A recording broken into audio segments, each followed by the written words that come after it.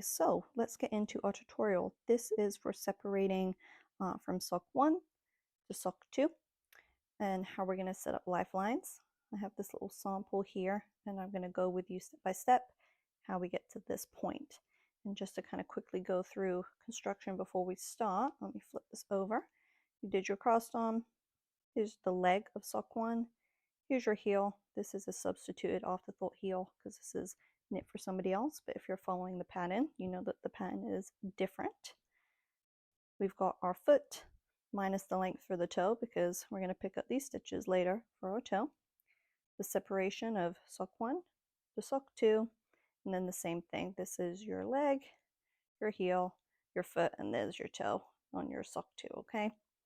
So let's get into how we're going to get from this, where you can see tooth lifelines in the pattern. I say you can either use dental floss or a barber cord. Both have different things and pros and cons to them both. And then you're going to want a little locking stitch marker because we're going to put that on the right leg of our sock. Okay, so let's jump into it. All right, so here is my little sample for you guys. This is just the cast on and just some stocking net. We're going to pretend that we've put our heel in and we're ready to separate from sock 1 and 2, but I wanted to get this out for you really quickly, so here's just some stocking net, but all the steps still apply. Tools that you're going to need your little locking stitch marker to mark that middle stitch in your little middle knit round, because we're going to cut that stitch later when we actually physically separate the socks. I have a barber cord or a pearl string. They have lots of different names, but it's basically like a little thin tube with a hole, and people use it to put their needles on. In this case, I use it to put it on the end of like a little tapestry needle and pick up stitches. So that's one method. And then I also have my dental floss. Usually I don't use one that have like the flavors or the whatever coating on. I use real cheap stuff, but I've lost my one, so I had to go grab this one out of my bathroom. So some dental floss, and we're gonna use a little bit of that. Put this on the tapestry needle and then use that as a lifeline as well. You can pick either method, whatever one you like. Like I said, both have different pros and cons when you go to pick them up later on when we actually truly physically separate the socks. So here's my sock. Like I said, we're playing pretend. I've knit my leg, I've knit my heel. Here's my beginning of round marker. I'm going to take that guy off for a moment because I don't want to lose him. I'm going to start with the dental floss. So I'm going to give myself a nice healthy amount, enough that's going to go around the complete circumference of my sock, and then also have a little bit hanging on the edges because I don't want it to come out or anything like that. So I'm going to thread that through my needle, and we're going to begin putting these stitches on. Well, putting this thread through the live stitches. So I am, and don't mind me, I'm doing this on camera, so it might be a little bit slower than real time. So I'm just going through these live stitches, making sure that I'm not accidentally splitting the yarn or anything like that. And this is going to be my first lifeline. The nice thing about the lifeline, if you're like me, and the whole point of creating this pattern was for a truly mindless knit, was that when I've done afterthought techniques, the thing I get irritated with is my eyes kind of jump around on the rows. And it's like, you're picking up the right leg on the same row. And for some reason, I can never really focus very well when that happens. So what happens is when we knit our next row, this little lifeline is going to be running through the right leg of the stitches that we're going to pick up with our needles later. So you have something to follow. You have a guide to follow. Or when you separate them, you don't even have to pick your stitches up while they're still together. You could separate your socks and just have this as a lifeline holding your live stitches to pick them up later. If you needed to get this needle out for another project, you could put these to the side and pick up your whip later. So it's very, very handy in that regard. So I'm just working my way around. Really, really easy. Especially on these like little circular needles with the cables, because you just slide it right underneath. And once we get to the end, we're going to knit around. Place our locking stitch marker. So it really doesn't take too much time at all. Like I said, I'm a little slower because I'm trying to do this on the camera for you guys, but when you're doing it, it's going to be easy peasy. So here we are. You can see that little bit of floss all through those stitches.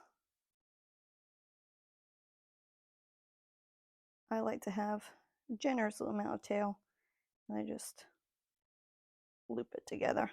They're really not going to come off, but you know, safety first.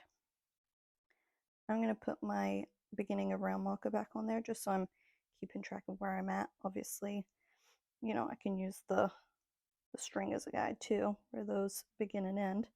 I'm just going to knit around, and on my 28th stitch, or whatever, you know, half of your stitches are, I'm going to place a locking stitch marker on that live stitch. So it really depends on what your stitch count is, you know, and what size you're doing. For me, I'm doing a little one, or you know, if I was knitting a little one, it would be 28. 2, 4, 6, 8, 9, 10, 11. Well, so yeah, it's really easy. Just be careful when you're knitting around that you're not knitting into your string, you know, that's staying on those stitches. But do you see how those right legs are picked up with that floss?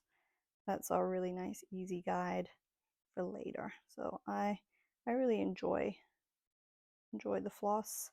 The barber cords are good too. They're just kind of thicker, so you're kind of struggling in a way to get those bad boys on. Where am I at? I'm naughty and I didn't put my middle of round marker on there, so I have to count.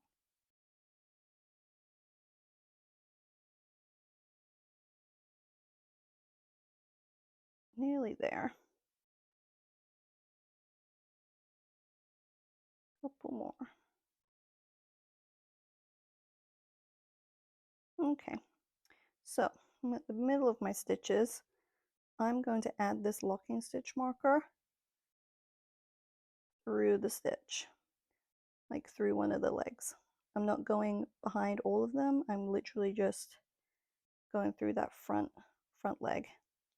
That way when that gets knitted up and it's pulled around, you're going to have that locking stitch marker on that right leg. You see that? And that's where we're going to cut. I like to do it halfway on the stitches because it's just so much better for when you have that spare string when you cut, for picking up and weaving in, you know, your cut yarn when you put your toe or your cuff in. So I'm going to continue to knit around. I'm going to pause this because you don't need to see me knit around. I'll show you where I'm at, and then where we go for adding the second lifeline. Okay, stay tuned. Okay, so I have knit all the way around, and as you can see, those right legs are picked up by the floss. So that's using the floss. So step 1, put our lifeline in on those, you know, the last foot stitches that you did. Knit around, place our locking stitch marker on your middle of round stitches, or stitch, excuse me, not stitches. And now what we need to do, because we need to add our other lifeline, is we're going to knit another around. And it's, you know, just as easy as that. So we're going to knit around, and then when I come back, like I'm going to knit this little circle real quick, because like I said, you don't need to see me do a round of knitting. That'd be a bit boring. It would take up some time. So I'm going to do this round of knitting, and as you can see, we have our lifeline, a middle row of stitches, and then this one, these live stitches here, that's when we're going to put this through these live stitches, okay? All right, I'll be right back. Okay, so we're ready for our second lifeline, and I'm going to show you how to do that with the pearl string, barber cord, whatever brand you have. So I'm going to take my tapestry needle and put the end with the hole where you usually feed your yarn. I'm going to put that on top, make sure it's really nice and snug and secure. Another thing that I've done additionally, you don't have to, is I've put a little stitch stopper over here, just because this is a much thicker diameter than the floss. So it is a little bit more snug and irritating. Well, I say irritating, but it's just more fiddly in a way to get this thickness through these stitches when you're near the needle. So I have to pull it through a little bit more onto the cable. So same thing, I'm just guiding that needle. With this, I only do a couple of stitches at a time, and I kind of just lightly pull the stitch over the barber cord, and then it will slide through. So this is a much slower process for sure, but it's going to be your quickest pickup for sure, because when we go to pick up these stitches, we're just going to put our knitting needle on this end and pull it through. So you kind of really sacrificing speed on one end versus the other on each technique. And as you can see, it's pretty fiddly. And I don't really have nails. You could use like a little needle or something to help you get this over, which I might end up doing because it's even harder doing it on camera for you guys. But you can do it. See what I've done there? I pulled the little needle nub off. Don't worry if that happens, because you can just stick it back on. And what I'm gonna do is I'm actually gonna get something to help me lift the stitches up, because it's a little bit more fiddlier doing it on camera for you guys, so I need a little help.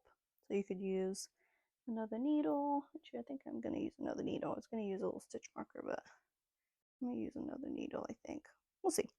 Anyway, like I said, just play around with it. So I took those two off accidentally over here, no worries. So let me just scoop up a couple more.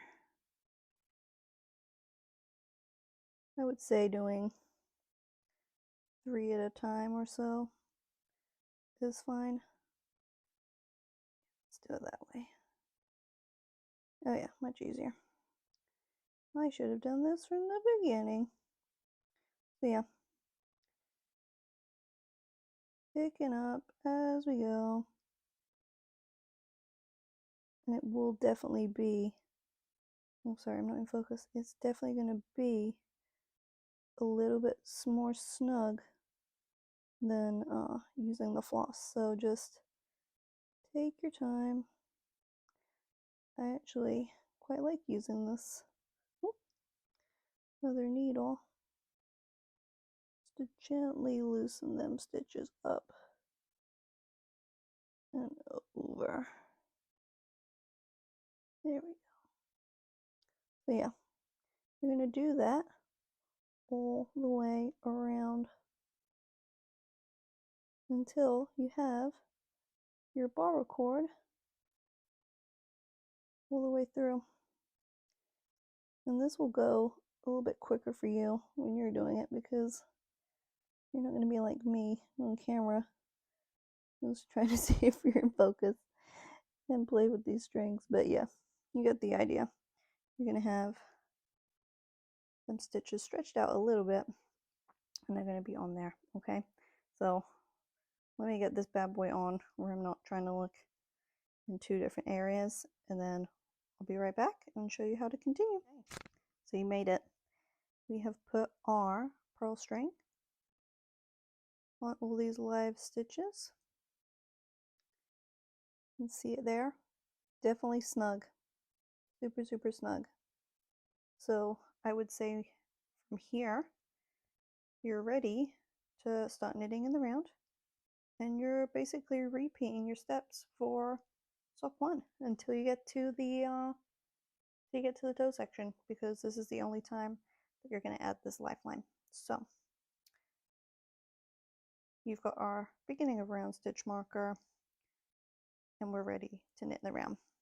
Know that this first repeat is going to be annoying. It's going to be snug, but you'll see in the next video, I'm going to do a video separating, like showing how we're going to separate these guys with the lifelines, where you pay for your time using the barrel cords for this setup right now, but you're going to have so much more speed and efficiency when it comes to separating and picking up stitches once that time comes, right? So as we're knitting, you can see that barber cord is holding those stitches on the right leg just as the same as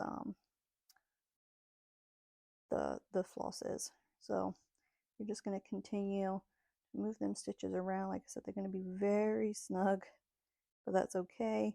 Just be careful not to, puncture or pierce your tube on your pearl strings, because they're not crazy expensive, but they're still an expense nonetheless if you have them, and they're really helpful. So we want to take care of our things. So just be careful as you're going in and knitting around.